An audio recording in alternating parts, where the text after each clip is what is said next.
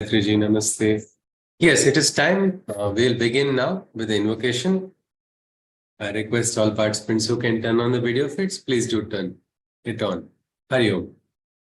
Saraswati namastubhyam varade kamarupini vidyarambham karishyami siddhir bhavatu me sada vasudevam sutam devam kamsachanuramardanam devaki paramanandam krishnam vande jagadgurum.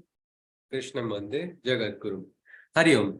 Yes, can someone recollect what is it that we have seen so far from the last Adhyay? Anything that you can recollect.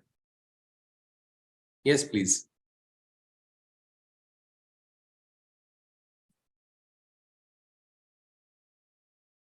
Feel free to unmute.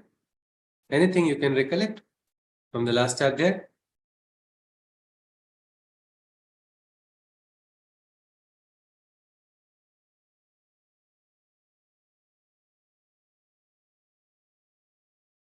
Hari Om. Yes, Om Prakash ji. Yes, sir. Actually, the Vishwarupa was shown to the Arjuna. He saw many heroes rushing into that like inferno, being being pulled like a vacuum. Yeah. And there were many tongues leaking and in all directions. So actually, Arjuna begs them that show me the actual form behind you. I want to see that form. Says, yeah, I don't believe in this Krishna. I want the other Krishna, which my mind can process. Okay. All right. The Sri Krishna also says that I am the car and no one is indispensable. We are just a reason or an intermediary, basically. Okay. Nimitta matra. Nimitta matra. All right. That's a beautiful shloka. Actually, many times in life, if we can remind ourselves that I am the medium for something and I am not the alpha and omega and everything, that will give us humility, that will give us more awareness, we'll be more conscious, we'll be able to work more efficiently, minus all the negative baggage that comes in with the ego of an individual. Yes, please. Ji, sir. Arjuna also, Krishna also says to Arjuna that defeat the Bhishma, Drona, Jayadratha, and Karna. He uses the word Karna, isn't it? He doesn't say Sutaputra like Arjuna does. Okay. Yeah. Yes. Now this all is being seen by the Sanjay also. And Sanjay says that Arjun with folded hand, he says Rishikesh, because that name spreads the joy, actually, basically, or bliss. So show me that Chaturbhuja group, and he goes in all directions 1,000 times, that begs for that you show me that. Yes. Okay. And forgive me for whatever I have, told earlier. Whatever wrong I did, whether you are.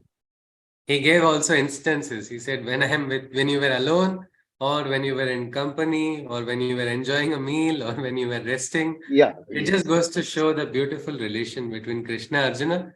And this is a Maitri. The divine also wants this relation of Maitri only. We don't have to have that fear, and that's an unnecessary emotion, which is a human created emotion, which is not divine at all. Yes, sir, please continue. Krishna says that throw away all the fear. Yes. And become my instrument. Yeah. And then he resumes his Chaturbhuja. Rupa. Yes, sir. Rupa. And he said, whatever you do it without hatred. Even when we are taking in the war also, let's not, you have your karma, but don't have the hatred inside. Nirvairaha, as the shloka said. Yeah. Nirvairaha. Sarva bhuteshu. Towards all, don't have enmity towards everyone. All living beings is what he is saying. Not having that hatred on the inside. All right. This is something I could recollect. And yes, sir. Yes, sir. Thank you very much, Om Prakash ji. That's actually a very good recollection of what we saw yesterday. Anybody wants to add something? Something to what Om Prakash ji has shared? Yes? Well, that was one interesting aspect. What was it inside of Arjuna that allowed him to get this darshana? Because Krishna twice mentions na vedair, na yajnair, na danair, not tapaha also. So not by Veda, not by yajna, not by tapascharya also. What is it, Arjuna? What is it? Well, it is by, anybody can guess? Shraddha and Shraddha. Bhakti. Shraddha. Absolutely. Yes. Shraddha. Yes, Badrinath ji wants to add something. Arvind ji also nothing. rightly Shraddha or said. sincerity. Sincerity. Absolutely. And the shloka becomes a little bit more clear where he says, it's like in this shloka, Naham Vedairna tapasa na danena chejjaya shakya evam vidho drushtum drushtavanasi mam yatha. And the next shloka says, Bhaktya tvananyaya shakya aham evam vidhorjuna. It is by that purest bhakti, a love without any expectation. Does love have expectation is my biggest question. Love. Is it with expectation or is it without expectation? What do you call love? Anybody? We say on a practical ground it is required, otherwise relations have to be maintained, like machines have to be maintained. Is our relationship something like that? Yes, Kulkarni ji wants to share. Mostly it is with expectation. Mostly it is done with expectation. Yeah, no doubt. So it is like gold which is not fully pure, isn't it? Then expectations are there, it is impurity.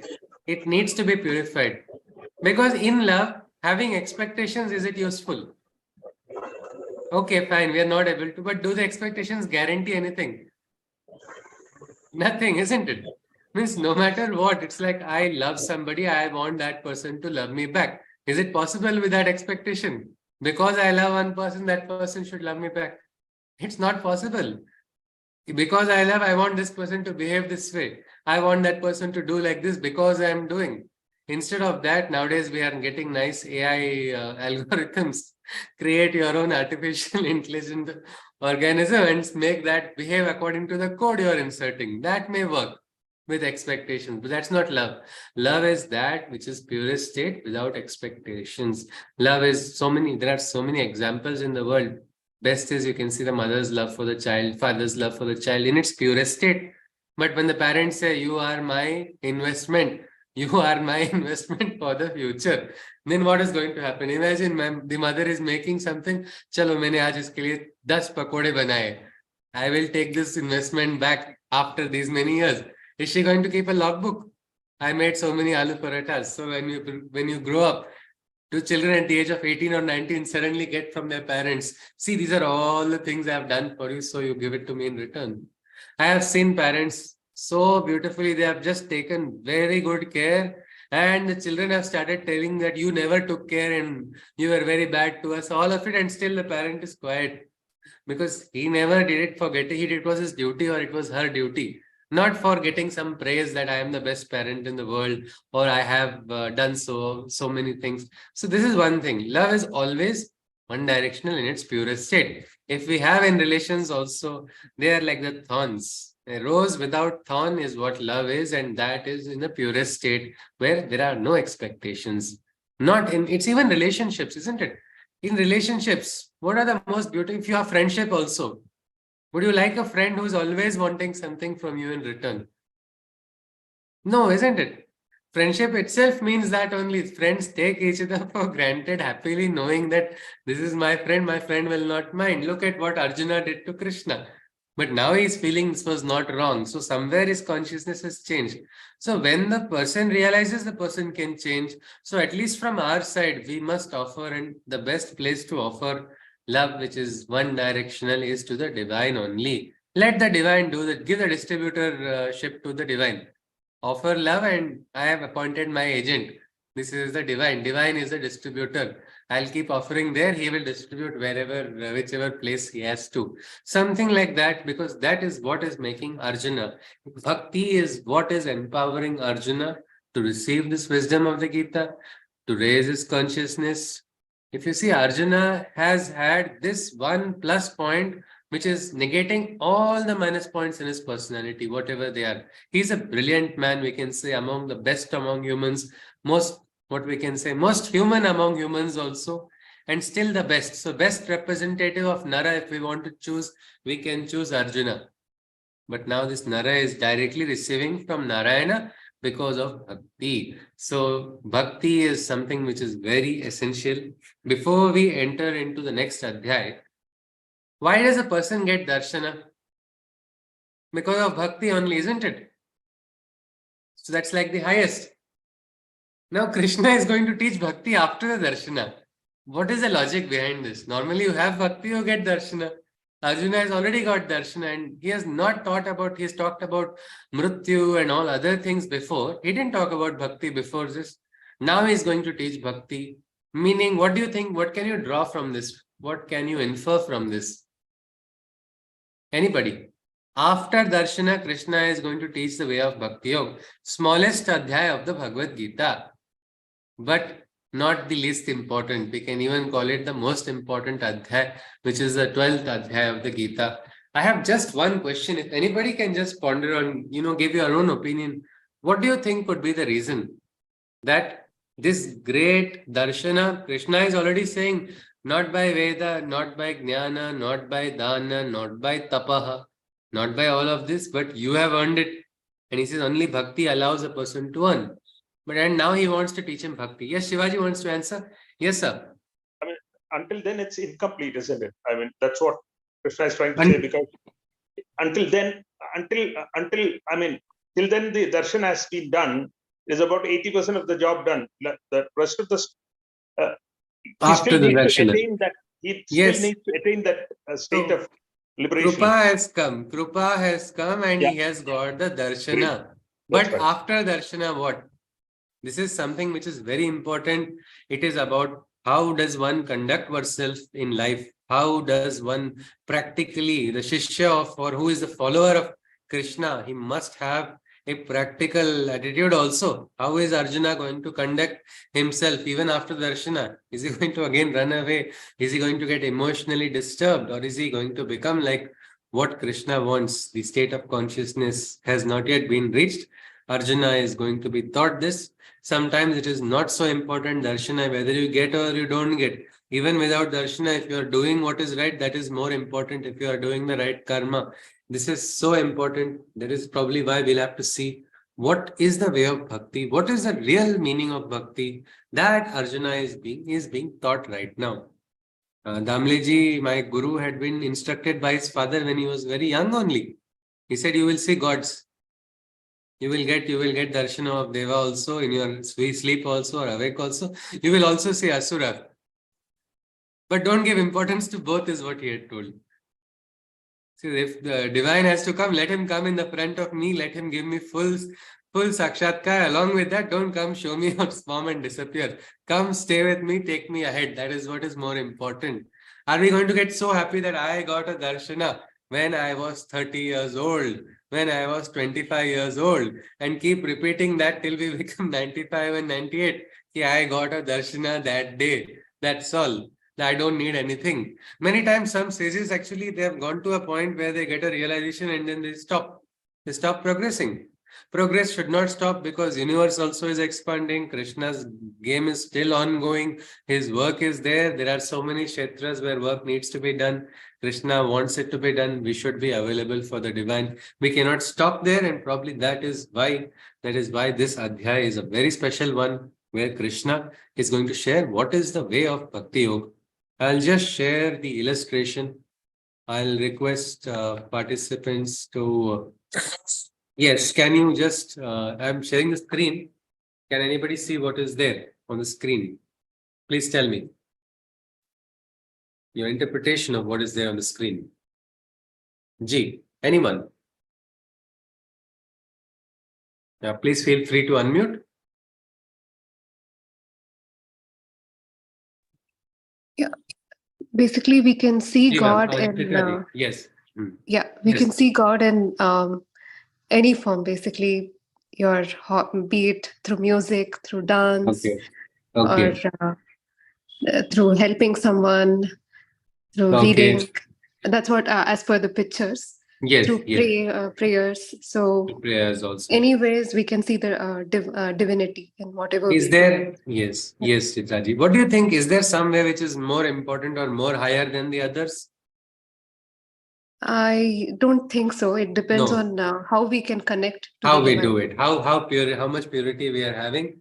Maybe it might be a dancer who is doing a beautiful nritya as an offering to the divine.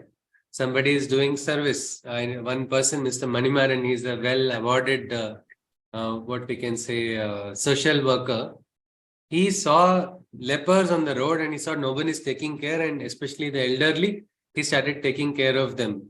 So throughout his life, he has just dedicated himself for that only, and that is his mission. If I had once called him, because he had a spiritual perspective of life, so I just once called him, asked him, how is sadhana going? He said, oh, I don't know. Work is going on for me, is what he said. Then when I asked him, where are you? He said he's in the Himalayas with some yogis only. But he's gone to do his work. And work is taking him everywhere else. So we can say that's a way of karma yoga.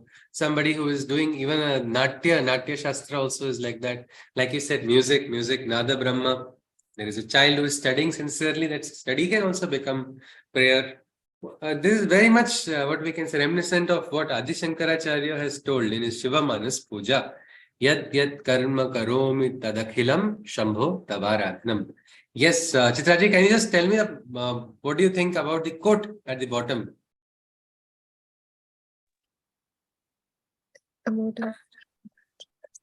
Yeah, so basically, how much faith and devotion we carry in whatever we do, right? So Okay. that is more important.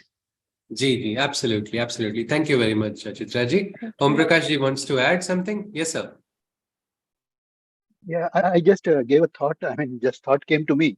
Like, in a corporate sector, say, Yeah. I just take an example of Tata, they make a truck also and they make salt also. Okay. So, but the basic thing, that devotion or the purity with which they work. So we go with that brand, and that is how they ultimately achieve the top of the, Okay. So even there are different houses, maybe Tatas, Birlas, everybody has a different culture and different way of Okay. workings. But till they Ji. reach to the top of their whatever kshetra they are in. So that is how they, go to the Reach divine, the, reach the yes. divine by servicing the people with the top brand, with the, the devotions of everyone and the systems which have been set in. I mean, this I was just trying Yes. to Yes, correlate yes, with it. sir. That is why we have to say divinity in the world where a person is working. Like just on my way back from the factory, I saw one lady, she's selling what we call this zambul or what zamra in Marathi. Yeah. There's berries. So she said there was one person who had, like, what happens, people sometimes, youngsters come and they leave certain things or belongings onto the cart of hers, and then they go away because it's opposite to her college. This happens so often. She just I actually felt, did I leave my glasses? I was thinking, so I just turned back and then I saw I left my glasses. I took it. Then she said, don't worry, even if you leave it, I will keep it safe. I said, yes, but I don't want to leave it. No, see, so many people come, leave, and they just go, but I return it, I keep it safe. That day, one person left something, his book was having a check worth 5 lakh rupees. And anybody could have taken it.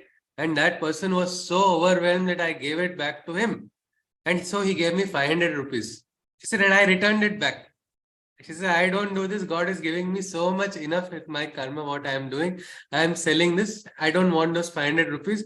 But he was so grateful that he said, at least please have a coffee. So she went and had a coffee with him. Look at this great karma yogi. Take example of the Nandan Nilekani also. He was a co-founder of Infosys, and then he has been taken for the Adhyay.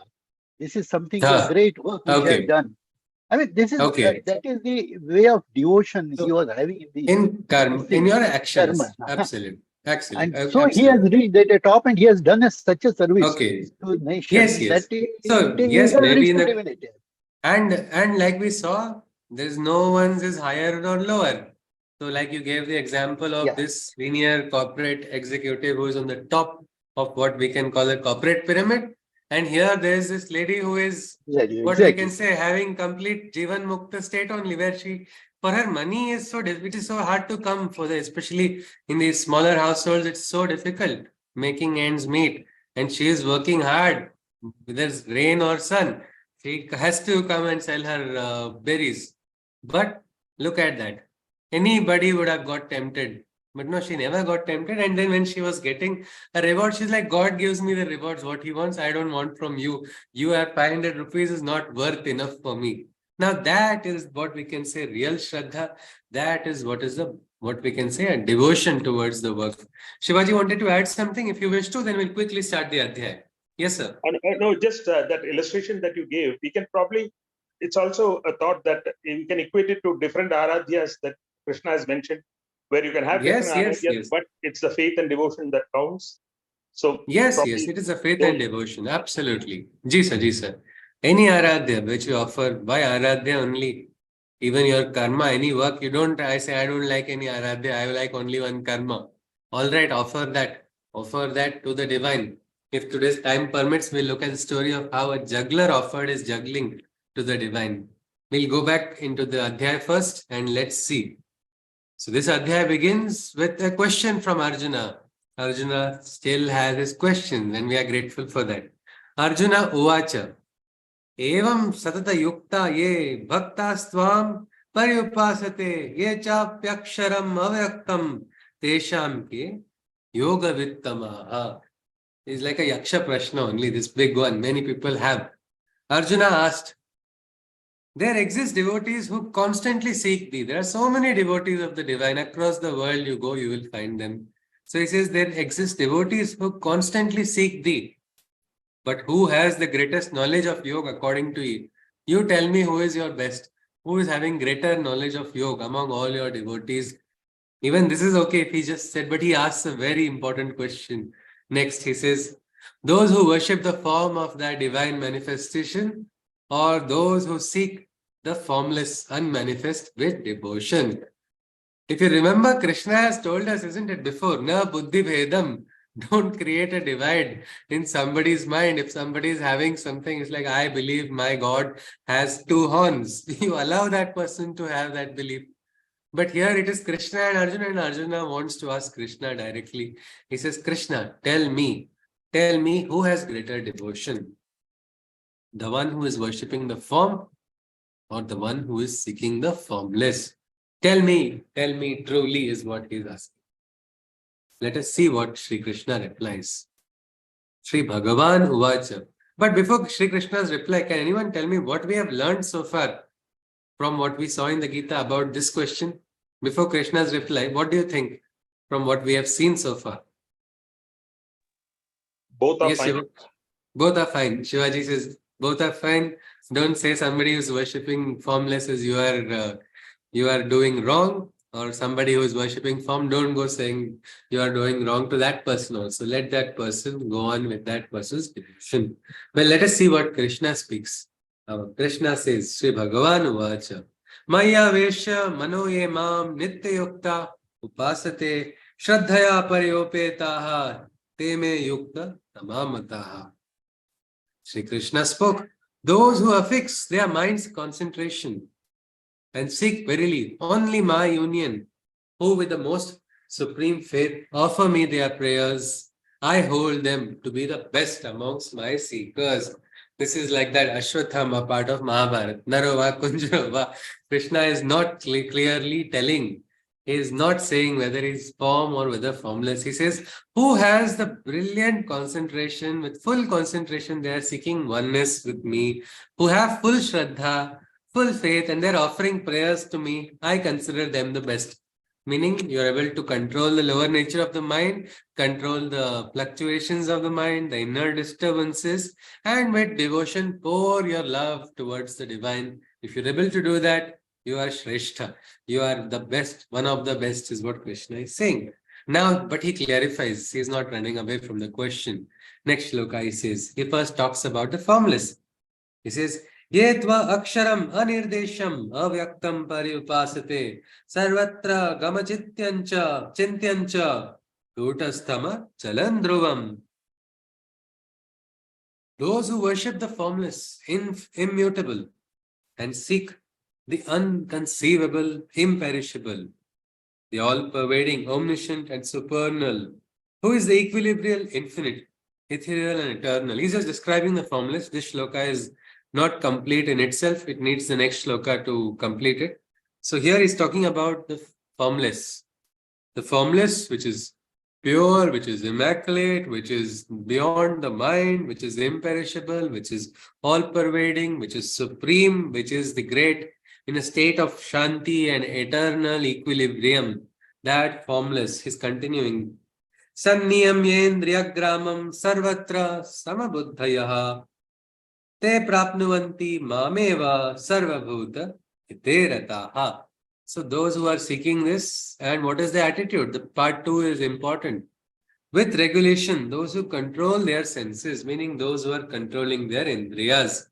So that means, again, no raga, dvesha, all of this are not coming in. The person is worshipping the formless, but having a great control over the indriyas, with their minds free and balanced and free from all pretenses, meaning no falsehood, no drama, acting of falsehood on the outside. The mind is clear. With sincerity, the person has great self-control. Seeking the betterment of all living beings with dedication, in me they too certainly attain dissolution. Sarva bhuta hite rataha. This is so important. As Krishna has told, Loka Sangraha. That is the sutra. That is the important aspect. Do things for the betterment of the world. Nothing will go waste, is what Krishna has told. So here also, if the person is seeking the formless, but his actions, how are the karmas? Sarva bhuta hite rata. Sarva bhuta. Not those who are following my ideology only, or those who are listening to me only, or those who are favorable towards me, only those people I am wishing good for them. No. He's talking about Sarva Bhuta Iterada, seeking the betterment of all. Even if you are seeking the formless one, if your mind is free, you have got control over Indriyas, and you are dedicated, you will become one. Krishna says, I will not feel insecure, or I will not get disturbed by this fact at all. It is your aspiration, and you will go ahead as long as you have this aspect of connection with the betterment of the world, because that is why the entire Srishti is also created. But next comes the important part.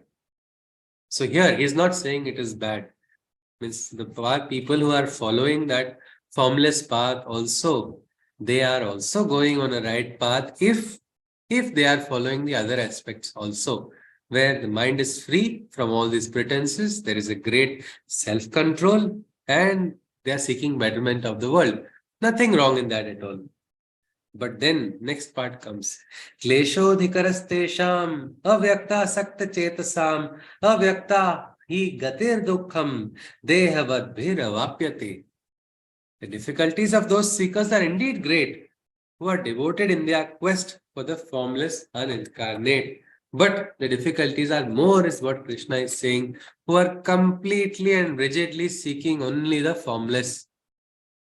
Why? Well, basically, they are made of form only, isn't it? We are all human beings are formed. So directly from form, we are trying to jump into formless. How difficult is it? That transcendence also, to go to that akshara, first you should understand what is shara. Then you will transcend. You will go beyond. But here Krishna says there are difficulties though. For those who are very rigid, that I want only the formless realization. Success is quaint for such individuals trapped in the physical. With sufferings, they realize the imperceptible, metaphysical. He's not saying that you'll not realize it. On this path also realization will come. But you'll have to undergo some suffering. You'll have to undergo a little difficult. It's what we can say, there's a straight road which is nicely paved, and then there is a convoluted road or a little rocky road which is going to take you. So that is why in our Sanatana Dharma, there is the importance given to Aradhya, to the Daivat, to the form. If not the form, even symbols, isn't it? Why do we have symbol? Om. What is the reason for that? Well, through Om, we try to connect. Some people see Om and they see Ganesha. They see the Omkara, Rupa only. Ganesha, you are that only. Some people get some other experience of Om. Well, whatever it is, that it is a link. A form is a link to connect with what is the formless. So Krishna is not ridiculing anybody who is worshipping the formless. He is not saying, I'll curse you because you're worshipping the formless. But he says, see, you are made of form, you're a physical body, you are going to be relating much easier this way. But if you are going to reach that, you might reach it, but it's a little bit a rocky road, is what Krishna is saying.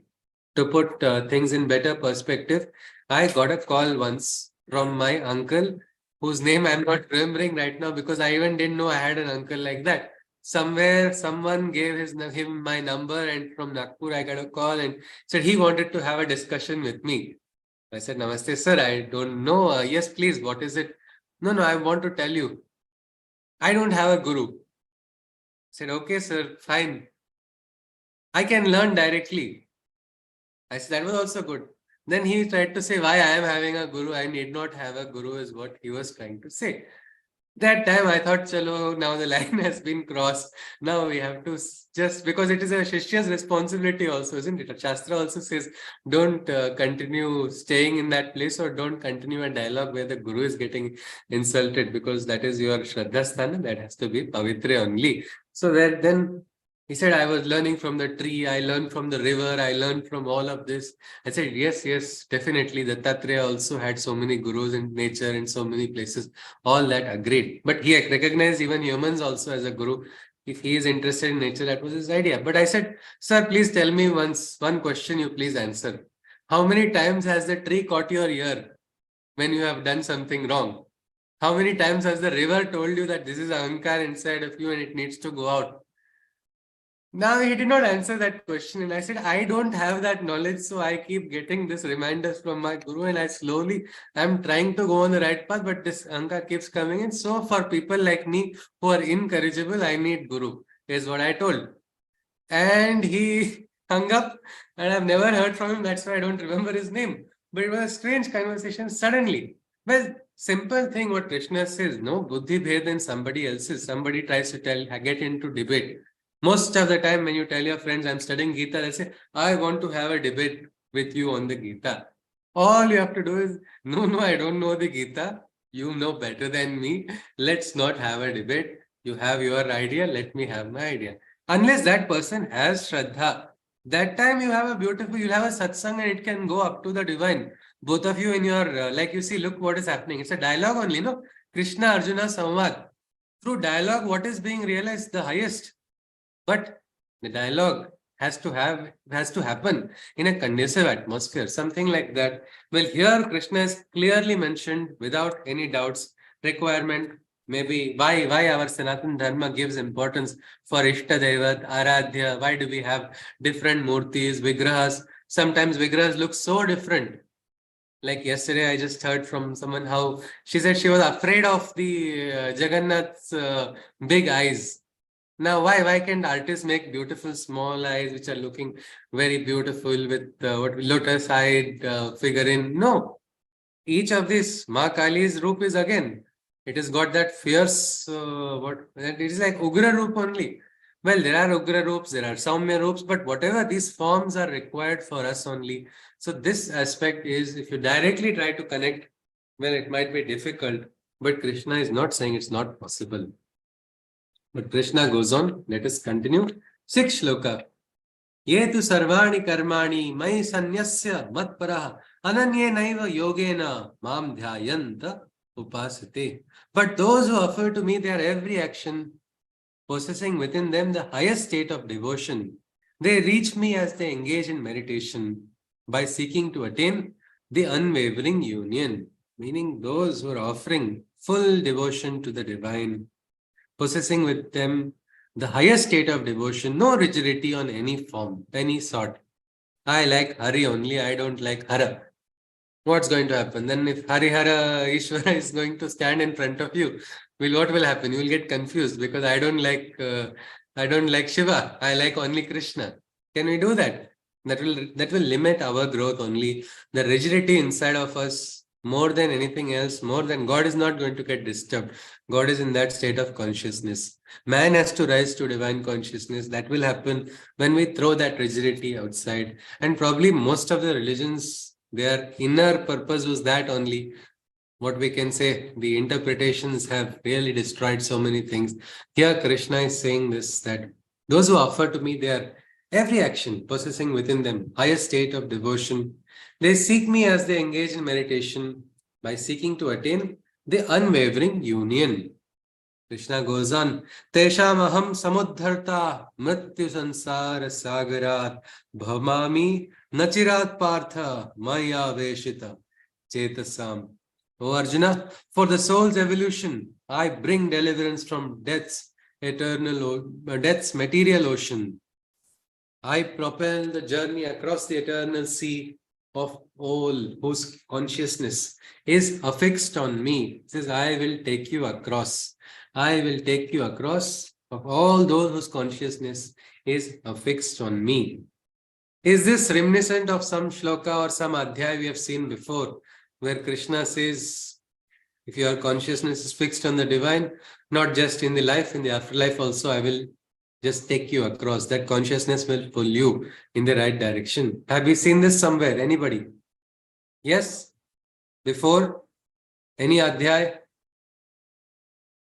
Anyone? If you can recollect? From this Mrityu Sansara Sagara, I will liberate you. Anybody? Something about this we saw in the 8th Adhyay, isn't it? Does anyone remember? We saw it in the Adhyay where he says ki you stretch out your hand to me and I am there for you. And all right. now yeah. Yes, absolutely, Manitari. That is also one thing we saw. And if you look at the 5th shloka of the 8th Adhyay also, it is something very similar. Antakale cha mameva smaran muktva kalevaram ya prayati samad bhavam yati nastyatra sanshayaha. Means even in the last moment, whose consciousness is affixed on the divine, such a person without fear will be able to traverse the unknown realms. Something similar we see here. So Krishna is saying, I will take you across this Mrityu Sansara Sagara. That is why probably the yogis are always in a state of peace. They are not worried about anything, whether it is the Antakala or if the Antakala is not there and some big danger is also there, they are able to face it with a Samata or Samabhava. Krishna goes on, Mayeva mana adhatsva, may buddhim niveshaya, nivasishyasi mayeva, ata urdhvam na sanshayaha. Krishna says, make me the sole focus of your mind. Your intellect founded in me alone may you find. Then you shall without doubt reside in me in the plane beyond the mortal one that you see. So make me your focus, your intellect also. Each of us has got an intellect. We've been blessed with an intellect. That intellect also channel it for the divine. If you channel it for the divine, you can experience. If you look at Dr. Abdul Kalam's last books, what he had written, they were mostly about the spiritual aspects only of his life. A great material scientist, expert in metallurgy, somebody who had, developed the greatest, right from the Pokhran test, his role was there, Agni missile also everywhere. And then beyond that, also so many of his students in so many fields brought about great civilian technologies also, not just military. Even one I keep repeating is that Kalam Raju stent by his student, Dr. Miss Professor Tiwari sir. How is it? What is it? Well, that was his entire understanding. But later on, he talked about something very similar. He said, I want to go to that highest orbit. And if his last book is Transcendence, what is this transcendence? It is an exchange of spiritual experiences that he got during his lifelong association with Pramukh Swami Maharaj of this Swaminarayan Sanstha. How is it possible? What is scientist to do with spirituality? Has got everything to do with spirituality. And here Krishna is saying, let that focus of your intelligence be on the Supreme Divine. We have seen earlier, Adhyatma Vidya Vidyanam. If you have focus, why I just repeated was Professor Tiwari sir talked to me about, I had a question. As a mechanical engineer, how did he enter into cardiology? How did he learn? How in a short span of time? He said, we engineers are good at Jugaad. We will learn what is required for us. He had his faith in his teacher. His teacher has told, he did not say, how can I go into this field? I don't understand anything about this field. It's an absolutely different subject. No, he had his Shraddha. He had a focus in his karma, and he was aiming for something what is highest, and it manifested. He said things will fall in place. That's all you have to do in life. You just have to do with sincerely. Means Damliji also says, do your work as best as you can. That is all that is asked from you. Nothing more than that. Watch how things will fall in place. Then you can laugh, you can enjoy, you can, just enjoy with the divine, and probably you can also sing like Anup Jalota. Prabhu ko niyam badalte dekha. Yes, you can get that experience. Krishna goes on. But my question is it possible, is it easy to have a focus on the divine at all times? At all times focusing on the divine. Is it easy? Very difficult. Very difficult. Kulkarni is saying, yes, absolutely. So what happens then? Can we not practice Bhakti Yoga? No. It's okay. Krishna is the best marketing person. If he is a marketing expert, he is Yogeshwara. He will make everybody go on the path of yoga, because now he starts giving the options. It's not possible. Okay, next option. Let us see what he says. Adhachittam samadhatum na shaknoshi mai sthiram abhyasa yogena tato mam ichhaptum dhananjaya. If to dwell in me, O Arjuna, you are not capable. You're not able to think of me all times. You have certain reserved moments where you don't want to think of me. It's okay. He doesn't feel bad or insecure. Others, Radha only. Radha kaise na jale is the Prashna, not Krishna kaise na jale. He doesn't worry about all of it. He says, if to dwell in me, O Arjuna, you are not capable and cannot keep your mind firm and stable, then by practicing yoga, make yourself able and make your awakened consciousness sustainable. Abhyasa, it's all right. Mind is wavering all the time. Practice dhyana, practice yoga. Increase the state of your consciousness, is what he's saying. Let that stability remain. Real challenge is not while meditation, actually. It is after the meditation session. Sometimes people are great devas while meditating, and then biggest asuras only after meditation, because that dhyana sthiti is not carried outside. Well, he's saying, make it sustainable. Don't scatter your consciousness which you are gathering. Gather with your dhyana and keep it. Practice yoga. Just now we celebrated Yoga Divas also. So I had asked, what is yoga? Everybody was like, exercise. Yoga is union. Yoga is union. And it was a group of CAs actually in this ICAI Pondicherry branch. I was called to speak to the young aspirants that time. And I said, what is yoga? We are all celebrating yoga day. What is yoga? In Tamil, yoga Pandiporo. We are going to do yoga. We are going to do yoga. What is yoga? Yoga is union. So becoming one with the divine. Who can better teach us than Yogeshwar himself? Krishna is that teacher, and he says, make it possible. But there are people who say yoga is difficult. Yoga is difficult. Well, okay. What to do? I think even Modi was told this by Putin, isn't it? When they had met once, that time Putin had appreciated Modi, and he said, no, but yoga is very difficult. Now he is an agent who's very strong and very firm, who has good, what we can say, mental prowess also, but still he feels it's difficult. Well, he can also do yoga by the next option which Krishna is offering, because he says, it's okay. He says, Abhyasepi asamarthosi mat karma paramo bhava madartham api karmani kurvan siddhim avapsisi. And if this yoga too you cannot partake, you're saying, no, this is too much, this is difficult. I can't touch my toes, I can't even try touching my knee because I'm lazy, I don't want to do it. Still Krishna says, I will not leave you. You can still walk on this path of yoga. What is he asking? He says, if this yoga too you can't partake, then perform all your actions for my sake. Let all your works be only mine, for then you shall attain the perfection divine. It is like that when mama makes laddus for children for Janmashtami, it becomes more tasty that day. Why? It is not because she doesn't love her children or something. It is for Krishna. Her devotion is now tenfold, more concentration. And that is reflecting in her actions, which become more perfect. Something like that. Krishna is saying this. He says, if you cannot practice in this yoga, then just perform all your actions for my sake. For me, do all of this for me only. Why are you doing this? For Krishna. Lakshmananji of Atlanta, he had shared a beautiful experience. This project, I must complete it because Krishna will not be happy if I don't do it. It has come on my table. The CEO told him, you don't need to do it. He is an HR manager, a senior person. He had to spend a lot of his weekend time. Normally, it is the most important time which nobody works. But he felt it has now come on my table. Let me do something. Krishna will not be happy. And you know what happened afterwards? That his work only helped his company back the project, which was useful in COVID times, which continued jobs for so many people. Otherwise, it would have not. But for him, he says it's not because of anything. People give me praise also. I'm not doing for that. It was for Krishna. I felt Krishna will not be happy if I let it go. So this is a simple aspect of yoga. Yoga also, if you cannot do this, you're not able to. The Ashtanga yoga is so difficult. Yama, niyama, asana, pranayam, pratyahar, dhyana, dharana. Everything is difficult. All right. Just do everything for the divine is what he is saying. And let all your works be mine. For then you shall attain perfection divine. Now, can we do everything for Krishna? Is this possible? Yes. Everything that we do. Many romantic songs people sing, everything I do it for you.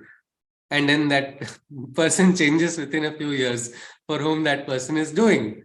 So can we have a steady divine for whom we can do all our works? Is it possible? Yes. Is it possible? All your works, everything now belongs to the divine. Can we get into this state? Anybody? If you can share, is it easy? I think difficult. It is not possible. Okay, Prakash says it difficult. Actually, it's very simple. You get a notary, right? Henceforth, everything in my life belongs to Krishna. Get two witnesses signed, make a frame, put it in the front room so you see it every day while you are going. Nothing belongs to me. But sometimes that is difficult. We don't feel like, well, Krishna is not living still. He's going to give another option. Okay, you're not sending everything. You cannot focus on the divine. You can't give everything of your life to the divine. He's still saying, it's okay. He says, next. I think he's very, very lenient that way. He's the best yoga teacher. If we have someone, he'll allow people to do Shavasana only, probably, if they're not doing any asana. Let us see. Adhyay tad api asaktosi kartum madhyogam ashritaha sarva karma phalatyagam tatah kuru yatatmavan. So the next option which Krishna is offering, this is the last option which he is giving, and it is Sarva Karma Phala Tyaga. Many people just forget the Phala Tyaga and they say Sarva Karma Tyaga and don't do any karma. That's not what he's talking about. He's saying Sarva Karma Phala Tyaga. This is the last option which Krishna is giving on the marg of yoga. Because he says, if constantly thinking of me is beyond you, you're not able to, have that continuous smaran of the divine because of lower nature, because of desires, because of attachments. You want to walk on the path, but your lower nature is pulling you away. It's okay, do this much at least, only this much. What is he asking? He says, if constantly thinking of me is beyond you, there is yet another thing that you can do. Tame your mind with a spirited self-control and somehow summon that much energy, that much strength of self-control to do what? And renounce the fruits of your actions as a whole, meaning don't do any other tapasya, don't do any other sadhana also is okay. Just the fruits of your actions, you renounce it. My question is, when we go to the market and purchase fruits, can we predict whether the fruit is good or no? Just by looking on the outside. Nowadays, people use all these, what we can say, techniques for making it look so good. So until we cut open, we are not able to see, even if we claim to be experts. And for many years, we have expertise in a particular fruit, which we like also. Until you cut it open, you cannot. This is the truth of our life also, isn't it? Nobody knows what's going to happen. I prepare for my best, for everything I do my best. But there are so many variable factors in the world that can change anything, anytime, any moment. So we must always understand that we have the efforts in our hands. We have the, maybe you can even select the best seeds that you want to plant. A farmer does that only, isn't it? He does that, tills it with sincerity. But this thing in my village, because I've got a good, last year I had a very nice chance because we started directly procuring from farmers certain ingredients. So I got a chance to interact with them. I saw they were already in a state of yoga sthiti only. Because they said everything is going good. The field very near our place also. I said, good, looks like, look at the crops. The sesame is grown very nicely. He just said, pointed out at the sky and said, it depends on the divine. What is the wish of the divine? I said, why? You have seen the height it has grown well. Now you'll get a good harvest. It looks like that now, he said, and he was very right, because 3 days later it rained heavily and a small portion of his field where the water had got stuck and did not go away, that got wasted. Means the entire efforts which he had done got lost just like that. This is what happens in life also. Most of the fruits we cannot predict. They are never in our hands. We can say, I want something. Even if you plant the best tree, can you make that tree give fruit on the day you want it to give? No, it will give when it has to, only when the ripening is over. Even if there are fruits already, I want to eat it early. You can't eat it until it has become ripe. It is something like that, and karma is a very deep flux. We are surrounded by karmas which we don't know. Sometimes there are the utkat karmas, there are the vikarmas, there are the past janma karma, this janma, so many things. It's quite difficult. So we cannot predict the fruits. Can we clearly say that we don't have the fruits in our hands anytime? Can we say that? No actions, fruits are in our hand. Is this true or not? It's a khayali pulao, isn't it? If we start imagining we have the fruits in our hand until it actually happens. So basically, technically, what is Krishna asking from us? He's not taking anything from our hand. He is taking what is never in our hand, only asking us become conscious at least this much. Your sadhana will take place on its own. It's like, imagine you are walking on the road tomorrow. I come as a dacoit and I have a gun in my hand and I stop you and I say, I'll not allow you to move unless you give me Eiffel Tower. What will you say? You'll say, bhai, Eiffel Tower le lo, take Taj Mahal also, take all the other wonders also if you want, isn't it? Because it's not yours. You want to go on your marga, you want to go ahead. What is not in your hand will not really matter. It's something like that. So simple. It is so important. And this is yet, despite being so easy and simple, people are unconscious of this fact. And that is why they get trapped in karma bandhana. Krishna is just offering the simplest solution for yoga sadhana. He will raise consciousness at exponential speed if we just start walking on the path. So the first thing is letting go of the fruits of our actions. So at least this is the last thing that he's asking, because that is how a person can go ahead. Krishna goes on further. He says, Shreyo hi jnanam abhyasat jnanat dhyanam vishishyate dhyanat karma phalat tyagas tyagat shantir anantaram. Compared to a practice that is in ignorance performed, knowing is better than being naive and uninformed. Meaning doing something just because it's done. Well, it's not really required. You have to become conscious, understand why it's done. It is much better, is what Krishna is saying. Compared to a practice that is done in ignorance, knowing is better than being naive and uninformed. But better than knowledge is meditation. So better than knowledge is dhyana. Why? Dhyana will improve your ability to receive. Isn't Krishna saying Dadami Buddhi Yogam Tam? Getting intuition is so important. So many times some of the best discoveries in the world have been made by intuition. Sometimes they didn't know how did Fleming discover what he did, penicillin, how was it? When he left the bread and went home for holiday, it was just by luck. When he came back, he saw, let me see under the microscope. He saw something and that led to a great discovery. Like that, so many such things happened. Actually, he was also there in that particular college because he liked that college's polo team. Nothing more than that. It was not because of his aspiration to be there. But look at how things fall in place. Well, for that also, we need to be in that state of consciousness. So better than knowledge is meditation. Mahaparivar had told one person, he wanted to set up a business and he wanted direction. He said, go there, you will find somebody. How did he know? What did he know? No idea. This person goes and correctly that time that person says, I was looking for someone to do this work for me. You have come here and now you are saying you have been sent by him. That means you are the right person and here. But there was no direct communication from here to there. No mobile phones at that time where people could send WhatsApp messages or something like that. Yet, how is it possible? Well, dhyana is opening doors for a higher realm of intuition, higher level of consciousness. So Krishna says better than knowledge is meditation, because meditation will help you receive that knowledge. So he's not saying any of this is wrong or false, but understand that there is something higher. But best, even better than all of this is renunciation. Renunciation of what? He specifies again. Renunciation, renouncing the fruits of actions alone brings peace, satisfaction. Meaning you will get shanti, absolute shanti. If you don't do this, you will not receive the peace of life. That is so important for everything in life. Whether you want to do something great or you don't want to do something great, everybody wants peace. And that is the only way it can happen, when you renounce the fruits of action. So again, what Krishna told in the previous adhyayas, he is repeating. Mam phaleshu kadachanam is the principle. For Bhakti Yoga also, we are saying the same thing. But it is so difficult. Why? Everywhere we are taught, isn't it? Right from the childhood, we see advertisements on the TV and everywhere. Get this in return for this.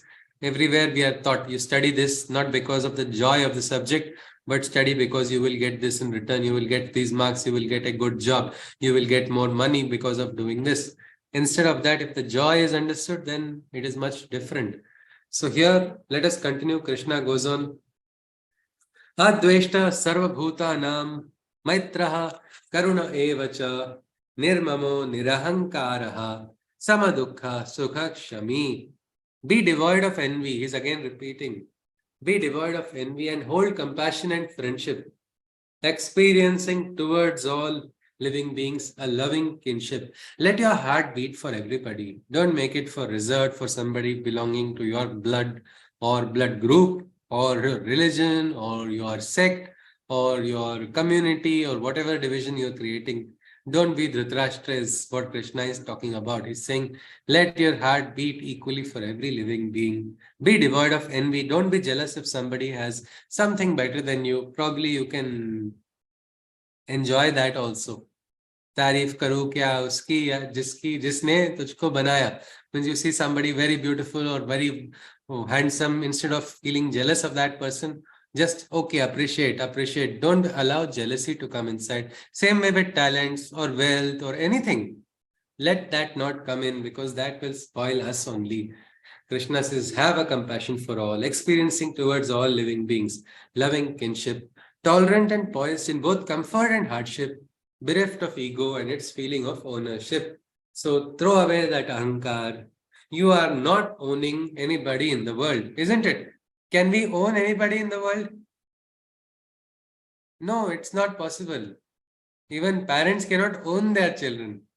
Each is an Atman which is born independently. So let us forget this ownership, create sanskars and have confidence in your child. Have confidence in your sanskar also which you have given.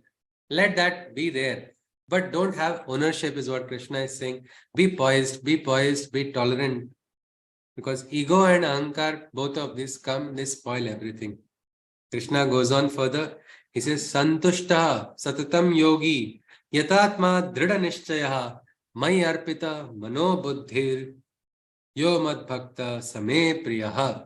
So Krishna starts talking about who is dearest to him. Who are those dear devotees?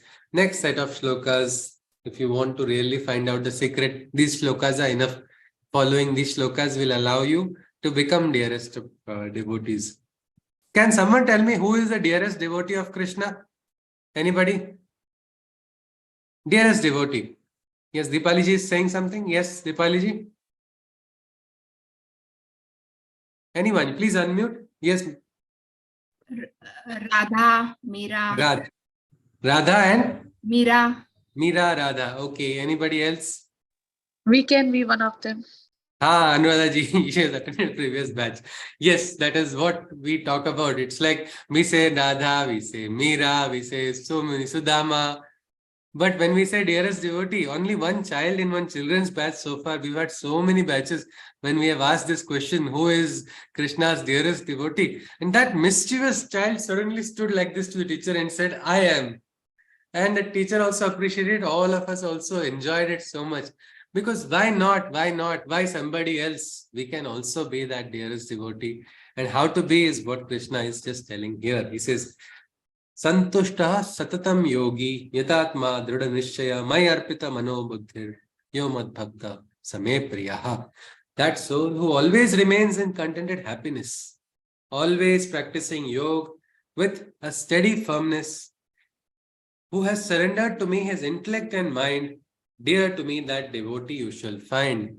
Meaning the buddhi also, the mind also, both are offered in surrender to the divine.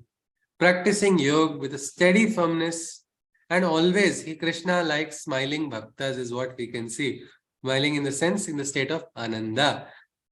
That person who is always in the state of ananda. The world is not going to allow you to always remain in ananda. The world is trying to take away the ananda. This is the game at what we can say Maya or Prakriti is at play.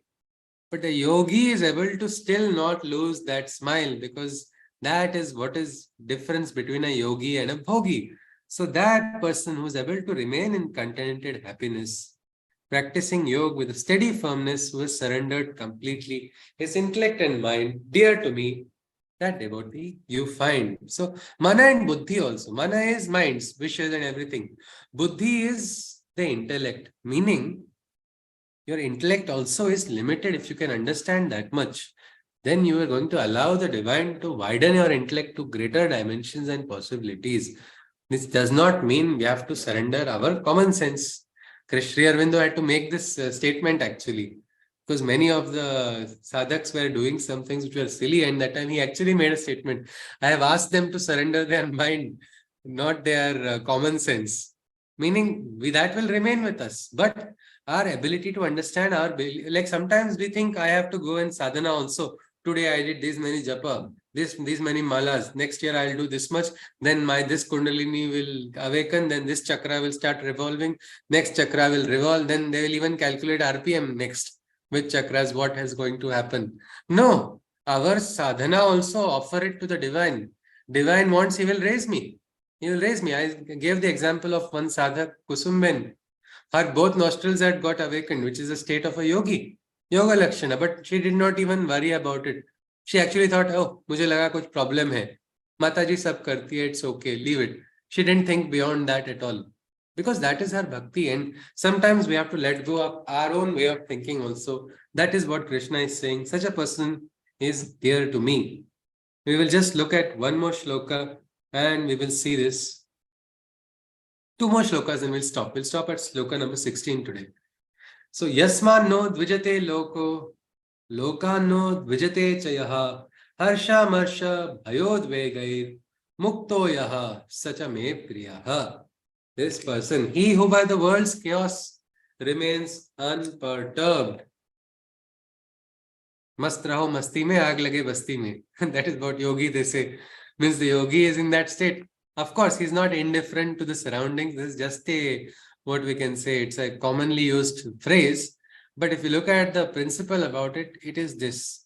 Even if there's a storm on the outside, the yogi is not getting disturbed on the inside. Even if the world is in chaos, and I think our generation, everybody in this era, we have got this chance. There was a chaos outside. All we had to do was save the world by sitting inside the house and keeping our minds quiet and somehow entertained and peaceful. We got a chance for yoga sadhana just like that. Well, yogi is like that. Even if the worst situation is there, on the inside, that person is remain balanced. It is very important in life to remain like this. And next part also, nor can the world by him be in any way disturbed. Meaning he is not disturbing the world or not getting disturbed by the world.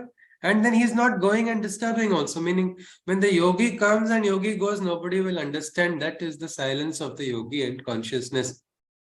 Otherwise, sometimes relatives are going to come. Even before they come, we start having, oh my God, I have to now control. I don't want hypertension. This storm is going to come to the house. Because, when people come, they bring so much of disturbance.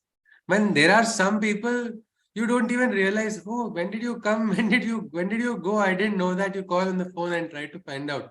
Means there are people like that. Well, if you see, there is this sadhak Shraddhalu Ranade, who is a student of late MP Panditji, one of the great sadhaks in the ashram. When he would walk inside of the room also where his guru would sit and write, he would walk very carefully, because he said, I don't want to create any fluctuation in his reception. He is receiving something and I don't want to create that disturbance also. He was so conscious and so sensitive.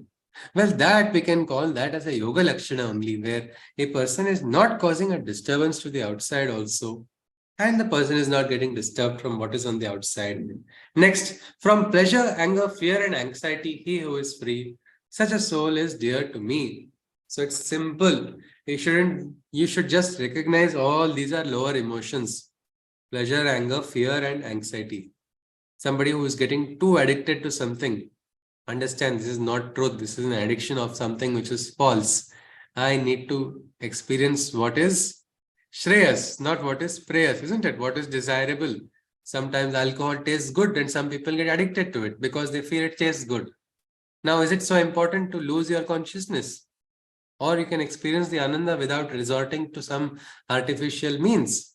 Well, that is an experience which is worth taking. And like that, different. Anger also. You are getting anger inside, you understand, no, yoga sadhana is somewhere lacking. I need to raise my consciousness. I'm not having control here. Fear also, too much fear. And anxiety as well.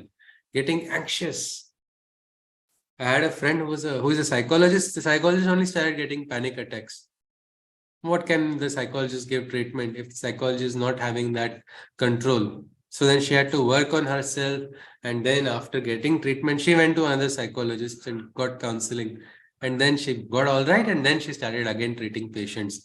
So all of these, from pleasure, anger, fear, and anxiety, he who is free, such a soul is dear to me. So such a person is dear to the divine. Last shloka. We'll stop here. Anapeksha shuchir daksha udasino gatavyatha sarvarambha parityagi yomad bhaktaha same priyaha. Expecting nothing, is pure and perfect in every action and is free from the pains of worry and agitation. For every work begun, the ownership he forgoes. To me, such a devotee is dear and close. So such a person is doing, why is he doing? Because it needs to be done. Not because I'm going to get something in return. This is my karma, this is my dharma, this is also my duty. So I am doing it. Not because I'm going to get something. Give me anything in return also, it will not be worth it. For me, this is more important. It's my sacred dharma. It is my duty and I will not falter from it. Not because I want to get something in return. Because I do that work. It is my way of life. It is what we can see. This is the Shastra I follow in my life. Something like that. Nothing is expected and yet the person is pure and perfect in every action. It's very difficult, but it is done, isn't it? Best example I can think of is this lady I talked about, this seller of berries. 500 rupees, you see, it's a big amount for her. Or maybe for somebody who is having a lot of money, it may not make any difference. But for her, it is something. She can definitely put good use to it because she knows the value of every penny. She's worked so hard. She's got her children. She's got her household. But look at her state of... she's doing work because it needs to be done. Whatever, I don't want more money than what I earn. God has given me enough, was her dialogue. I still remember it and I still feel so proud of her. Look at this aspiration and look at the way. And this is what is so special in Bharat. Everywhere we see that. My friend went to Canada. He helped somebody on the street. He was from a poor background, but he helped somebody lift certain things. Somebody was doing loading and he saw that person is struggling. So he helped him and immediately that person took out a note and tried to offer here. He actually got insulted because this is not his culture. He said, I don't want it. I did it because I wanted to do it. He felt insulted and he walked back. And he told me, Sushrut, what is this, man? They are giving me for, I just did something what I wanted to do and they're giving this to me. Well, this is the bhava one should have. This is the bhava of a yogi only, we can say. Because this is the person who is expecting nothing, not doing because it's actually a very petty, your work becomes petty if you start doing it for something. It becomes equal to what you are getting in return. When the smallest work can become most invaluable, which nobody in the world can measure. Your work can be so great that you can say, chalo, मुझे Nobel Prize भी नहीं चाहिए, ले लो, रख लो, ये काम उसके लिए नहीं किया है, मुझे ये काम करना है. That is the attitude of your karma. Every karma, and Krishna has also told, isn't it? Smallest action can help us. Even smallest action done in the right manner. Well, this is what he is saying. So such a person and is free from the pains of worry and agitation. What's going to happen? What's the worst that's going to happen? Nothing is the worst, according to the yogi. Because nothing belongs to him. Everything belongs to the divine. Tera tujhko arpan kya lage mera. If you say this, it's not just a prayer you should use for lip service to the divine. You should live this prayer. What is not yours, how can you lose? At least that much, if you remember, then you'll never have any worry. You'll never have such, what we can say, agitation and ownership of every work. I did this, I did this. There was so much trouble I had with one particular person when I was collaborating with one researcher that finally I had to say while talking to him, Doctor, while talking to you, I'm afraid of talking to you. He said, what is this? What are you talking about? I said, whatever I talk to you becomes your intellectual property. Because whatever discussion, when we research discussions we have with people, we have it anywhere. And I remember him telling, you talked to me in the parking lot about this. So I should be the author in this paper, which he has never done anything. And I was so surprised he said this, that I had to tell him, okay, I'm afraid, I think I should not talk to you because anything I speak. I saw that person, so many years we have done a project. The moment we collaborated, that person says, now it's my project. Well, this ownership, it does not help. All the others look at him and everybody behind his back are saying this without that person realizing how can such a person at such a position be so petty? How much more is he going to take? Where is he going to take all of this? Look at that senior, look at that professor. He's much junior to him, but he doesn't take any credit. Look at how everybody can progress under him. This ownership aspect, when we try to grab, what happens when you say, I am the boss, and you shout at somebody? It's of no use that because you are shouting and you are having to declare that you are the boss. They are not recognizing you as the boss. Instead, if your behavior is that way, they will automatically respect you. Dr. Abdul Kalam entered into the DRDO library. Nobody knew the new HOD. Only few people knew, but there was pin drop silence because his karma was so great that everybody became quiet, stopped all whispering, and then who didn't know also became quiet and waited for him to go and then asked, who is this person? To be introduced that this is going to be your new HOD. Well, ownership is not to be taken for what you do. If your dharma is there, you do your work, protect your work, all right. But remember, everything belongs to the divine. There is a divine force which is working behind everything. Because to me, Krishna says, such a devotee is dear and close. So we stopped at this. We saw 3 types of devotees who are very close to Krishna. We will see 2 more. No, 3 more. We'll see 3 more. Then this Adhyay will be complete. So the next 3 we will see tomorrow, and we will complete the Adhyay on Bhakti Yoga to enter into what is the 13th Adhyay. So with this, I conclude with the Shanti Mantra. Sarve bhavantu sukhinaha, sarve santu niramayaha, sarve bhadrani pashyantu, ma kaschit dukkha bhag bhavet. Hari Om Tat Sat. Krishna Mande Jagat Guru. Hari Om. Jai Shri Krishna. If anybody has any queries, most welcome. Hari Om, Hari Om. Hari Om ji. Namaste ji. Hari Om. Namaste ji. Hari Om. Hari Om. Hari Om Hari Om. ji. Jai Shri Krishna. Hari Om. Hari Om ji. Namaste. Hari Om ji. Hari Om. Hari Om. Hari Om. Hari Om. Hari Om ji. Namaste. If there are no queries, I will conclude the session. If there are queries, most welcome. Hari Om. Hari Om ji. Hari Om Bhavana ji. Hari Om. Hari Om. Hari Om. Yes. May I conclude the session? Yeah, Hari Om, just a quick one. Yes, sir. Of course, sir. On that, it's actually 12 Shloka 5. Just those 2 lines in your explanation, if you can just clarify on what that actually means. The Klesho Dhikaras Tesham. This one, no? Avyakta Sapta Chetasam. With sufferings, Yes, they realize that line actually. What does that exactly mean? With suffering, they realize the imperceptible, metaphysical. So the truth is, which is metaphysical and transcendental. Means when we say Siddhananda Rupaha Shivoham, Shivoham, that highest realization, it talks about Name Mrityu Shanka, Name Jati Vedana, Panchakosha. Means the highest truth is that transcendental existence, the highest metaphysical truth. There is that truth which a person who is seeking the formless is trying to seek, but not going in the direction, in the right direction, meaning bypassing the presence of the divine in the form also. When you are negating and you are rigid, that rigidity comes in the way. There is a Indra Agastya Samvada in Rigveda, where Agastya is trying to reach into the direct state of higher consciousness, which is probably even beyond Indra's state. And Indra comes in and he asks, "Oh friend, why are you bypassing me? Why are you leaving me? And where are you going to go there by leaving me?" And then this Agastya also realizes, and he says, "Yes, it was my, what we can say, probably." This is not exact dialogue, of course. It is just a Vedic sukta, but the symbolism is described by Sri Aurobindo. So here, Agastya then realizes that the real way of progression would be in that state, meaning directly jumping is sometimes very difficult. It leads to suffering. Many times people go into dhyana also, they try to get more than what they are capable of receiving. Then what's going to happen? Then the person loses a bit of steadiness and balance. Sometimes people get deranged also, because it's like you don't eat more than you can chew, isn't it?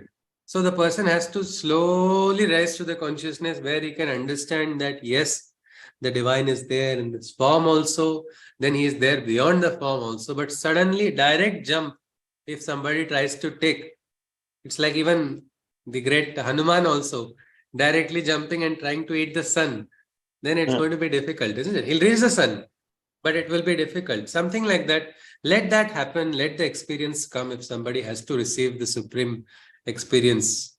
Nirvikara. Yes, please. Yes, you.